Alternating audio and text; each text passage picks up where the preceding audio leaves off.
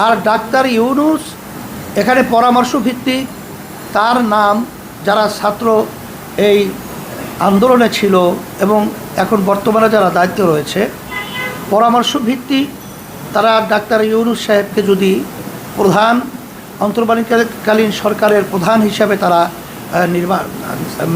দায়িত্ব দিয়ে থাকে, তার মাধ্যমে কি হয় বা না হয় সে তো রাজনৈতিক ব্যানারে কখনোই সে কাজ করে নাই। যেহেতু সে কাজ করে নাই বিধায় আসলে আমরা এখনই তার ব্যাপারে কোনো মন্তব্য পরিষ্কার করার মতো এখন পর্যন্ত আমরা পারছি না।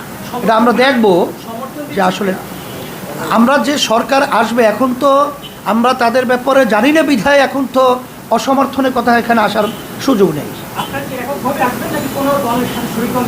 সেটা এখন বলা যাচ্ছে না, এটা আমরা অবস্থার পরিপ্রেক্ষিতে। আপনারা কি অন্যান্য যে কওমি বা ইসলামিক যে দলগুলো আছে তাদের সাথে একজোট হয়ে এবং জামাতের সাথে একজোট হয়ে ইসলামিক কোনো সরকার গঠনের চেষ্টা করবেন নাকি নিজস্বভাবে? আমরা ইসলামী সমমনা দলগুলোর ব্যাপারে আগেই আমরা বলেছিলাম যে আমরা চেষ্টা করব একত্রিত হয়ে ইসলামের পক্ষে বাক্স দেওয়া নির্বাচনে।